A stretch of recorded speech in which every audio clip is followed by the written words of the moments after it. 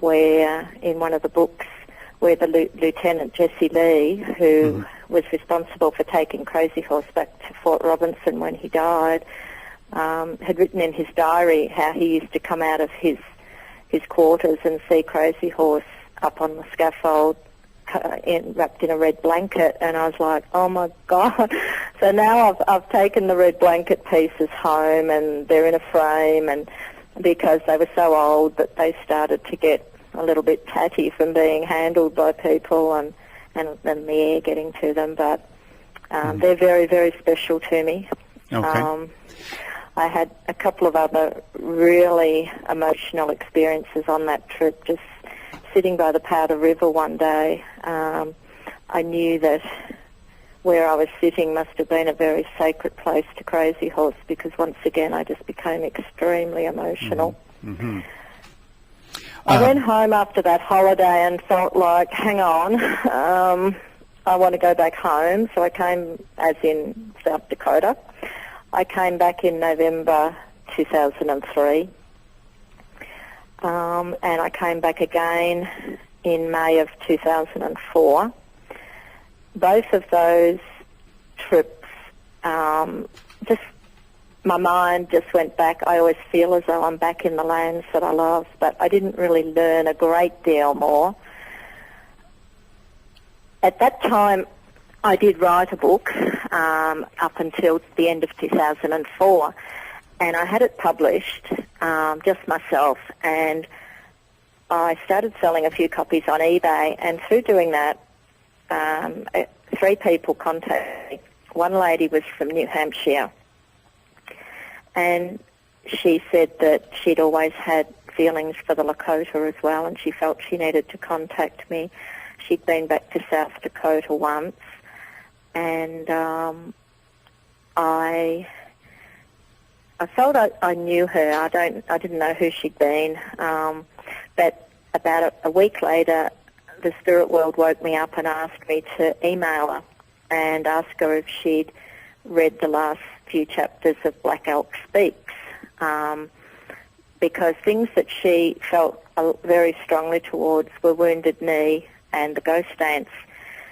And so I emailed her and I said, look, I don't know if you've got this book, but the spirit world wants you to read those chapters.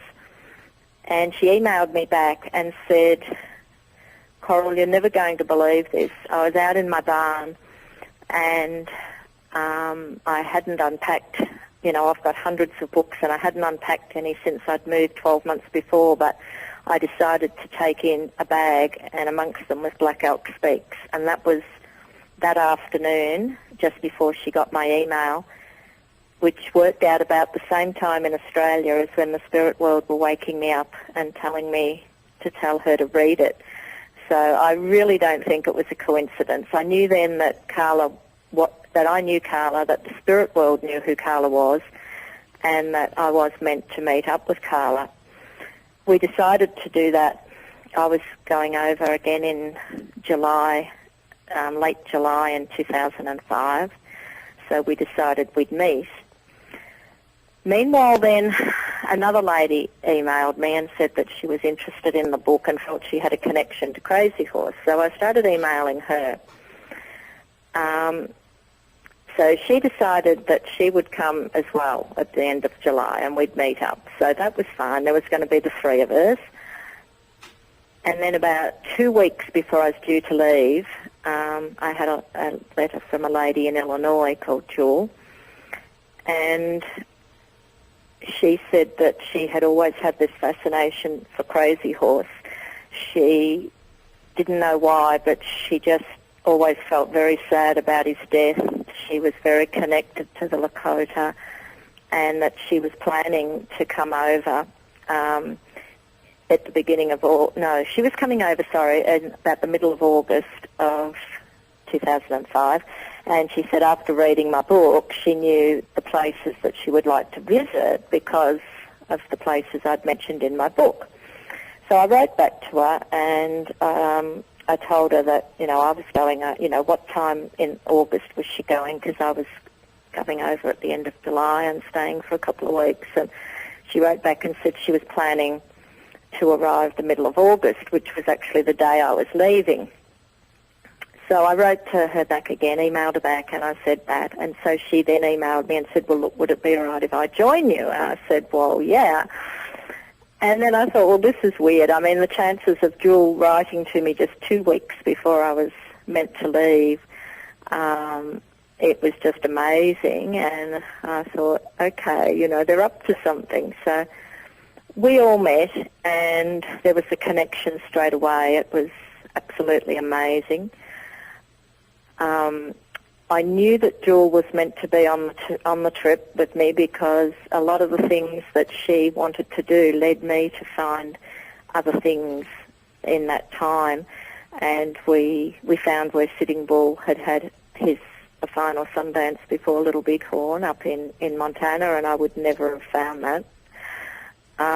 A couple of amazing feelings I had that time.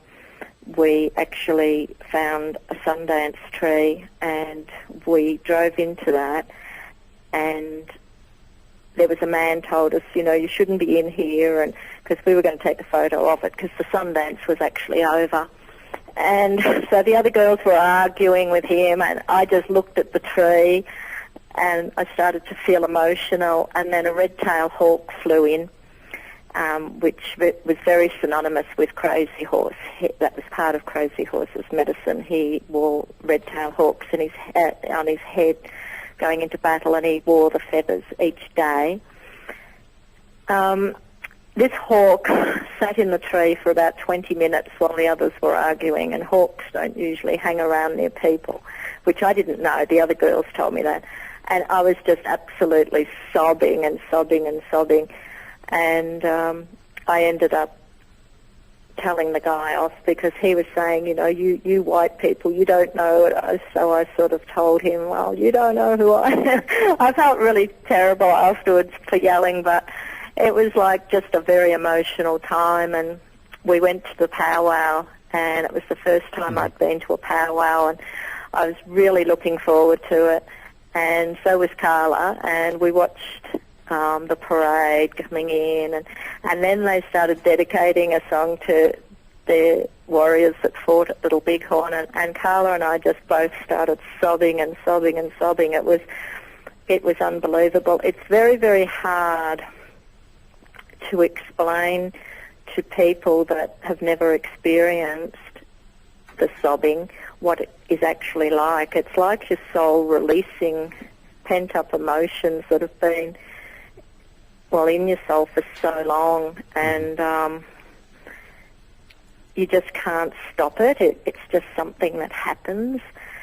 And Jewel actually experienced that at Fort Robinson. The spirits kept coming and telling me during our holiday that I needed to go with Jewel to Fort Robinson because she was feeling guilty over Crazy Horse's death, and I didn't know why, because I did know then who Jewel had been. She was another one of the Indians that knew Crazy Horse. She was Chief Touches the Clouds, another Sioux warrior and chief. And so I said to Jewel, you know, were you planning to go to Fort Robinson? And she said she was. And I said, well, I need to go with you because every night they're telling me that I need to go with you, and I don't know why, but they say that you feel guilty over my death. And I knew that Touches the Clouds had talked Crazy Horse into going back to Fort Robinson, that he felt that it was the right thing to do. But when we got to Fort Robinson, Jan, the other lady that was with us, and I walked away, and we left Jewel, and she went to the guardhouse where Crazy Horse had been killed, and she started sobbing there, and I left her there for about a half an